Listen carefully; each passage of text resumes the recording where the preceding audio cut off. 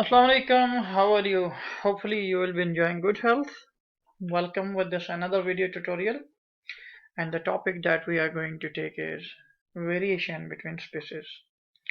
Our previous topic was about the variation. We understood about the variation, we learned about variation, and also about the inherited variations.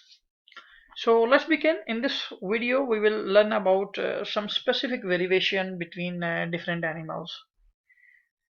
Like right now, here you can see a cat. Look at the cat and think about the features that you can see right now that are quite visible. And then look at this rabbit and keep in mind the features of the rabbit as well.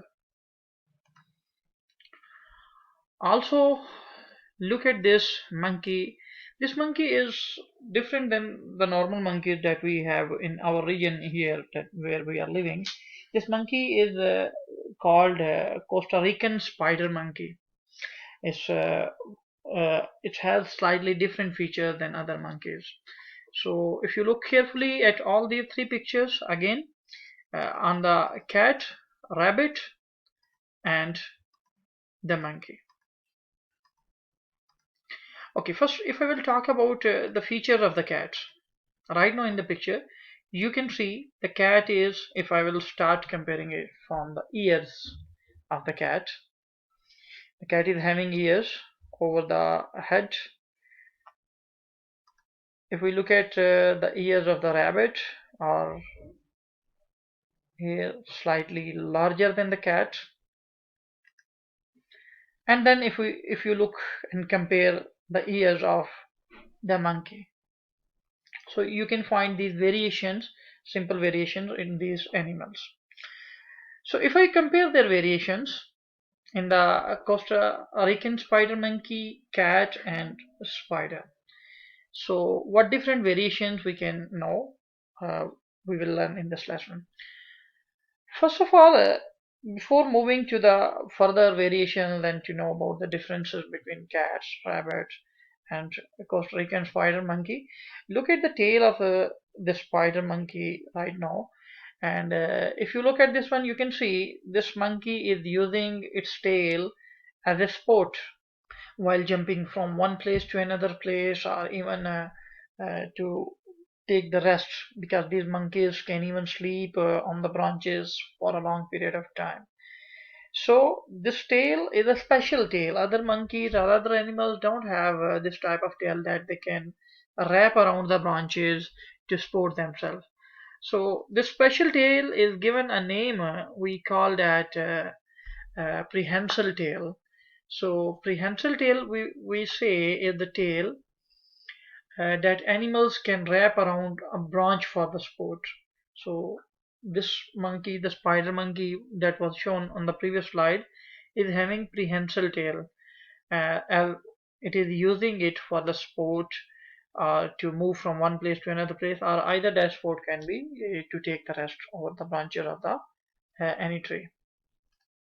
So now, keeping in mind this one, let's begin the differences, the variations that we have observed between these animals.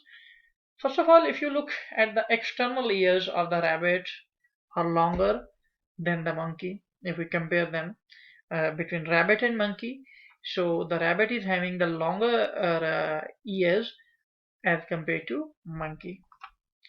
And if we look at the external parts of the monkey are smaller than cat and rabbit. Sorry, I mistakenly just write external parts.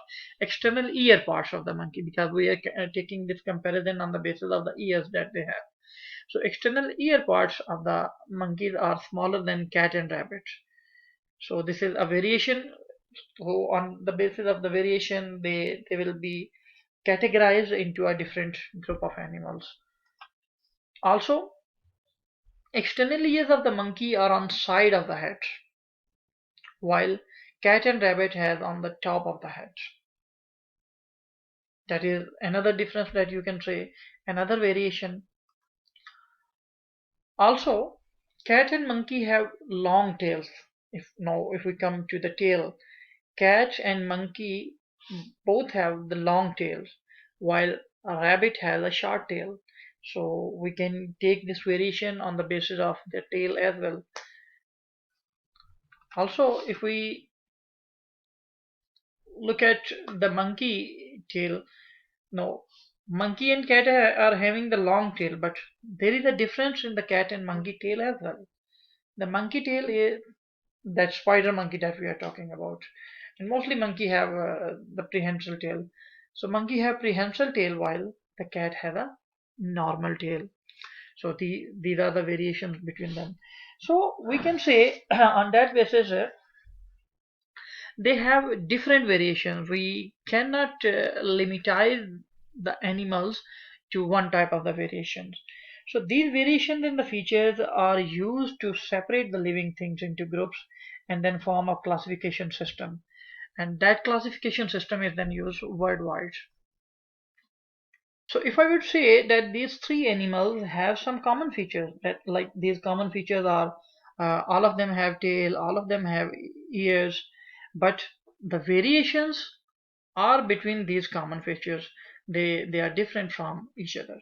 So this variation, we are saying that this is the variation between the species. Such variations form the species, make a different type of the species within the same category. So this is what we have for today's lesson in the variation. Next time, inshallah, we will go for the variation within the species and about the types of the variation, continuous and discontinuous variation. So see you next time, inshallah, with a new topic.